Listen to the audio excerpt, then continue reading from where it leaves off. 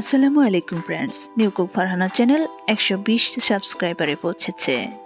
সকলকে ধন্যবাদ এবং স্বাগতম জানিয়ে আজকের রান্নাটি শুরু করছি। বিসমিল্লাহির রহমানির রহিম। কড়াইটা দিলাম বসিয়ে, স্টোভ তো অন করে নিলাম। এবার কড়াইয়ে দিয়ে নিচ্ছি 5 ml এর মতো সয়াবিন তেল। সেমাইয়ে যথেষ্ট পরিমাণে তেল থাকে, তবুও ভাজার সুবিধার্থে আমরা 5 ml এর মতো সয়াবিন তেল নিয়ে নিচ্ছি।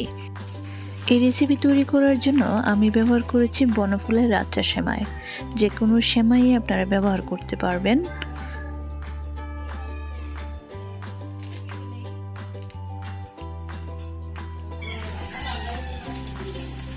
বনফুল রাচ্চা সেমাইয়ে প্রায় অর্ধেক পরিমাণ সেমাই আমি নিয়ে নিলাম।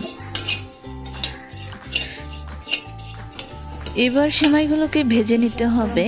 খেয়াল রাখতে হবে যেন সেমাইগুলো পুড়ে না যায়, আর এর জন্য বারবার নাড়িয়ে নিতে হবে, নেড়ে চেড়ে ভেজে নিতে হবে। খুব ভালোভাবে সেমাইগুলোকে ভেজে নিয়েছি। ফ্রেন্ডস, তোমরা জানো আমি নতুন রাঁধুনি, তাই এতটা আন্দাজ ক্যাপাসিটি আমার নেই। 3-4 বারে আমি এখানে হাফ কেজির মতো দুধ নিয়ে নিয়েছি, আর এটার সাথে সাথে ছেঁকেও নিয়েছি। এবার জাল করার পালা।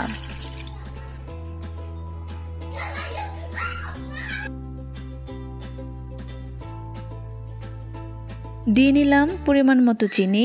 হাফ কেজির দুধের জন্য আমি এখানে প্রায় 4 চামচের 10 চামচ পরিমাণ চিনি দিয়ে নিয়েছি। এটা যে যেমন মিষ্টি খেতে পছন্দ করে, তবে আমি যেটুকু পরিমাণে দুধ আর চিনি নিয়েছি তাতে পারফেক্টলি কড়া মিষ্টি হয়েছিল।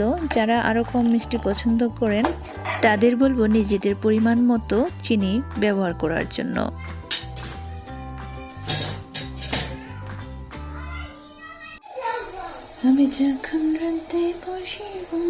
লো ফ্লেমে রেখে আমি 2 বার বলক তুলে নিয়েছিলাম। এতে করে দুধটা অনেকটাই ঘন হয়ে এসেছে।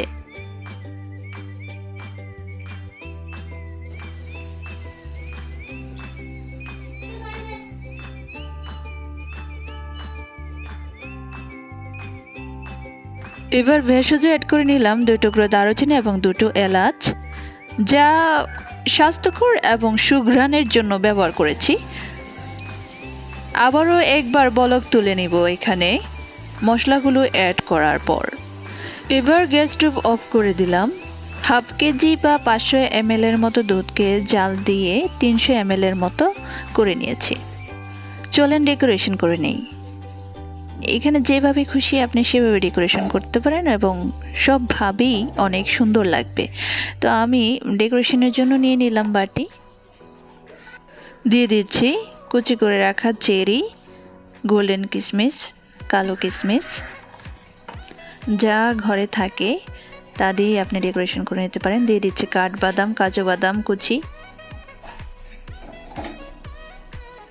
এবার দিয়ে নেব জাল করে রাখা দুধ।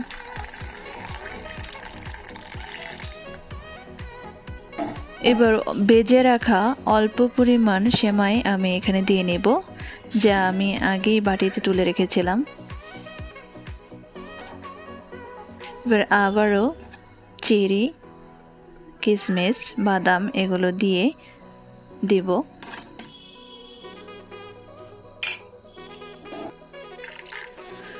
চেরি কুচি, বাদাম কুচি সব দিয়ে নিলাম। আবারও দিয়ে দিচ্ছি দ্বিতীয় ধাপে সেমাই ভাজা।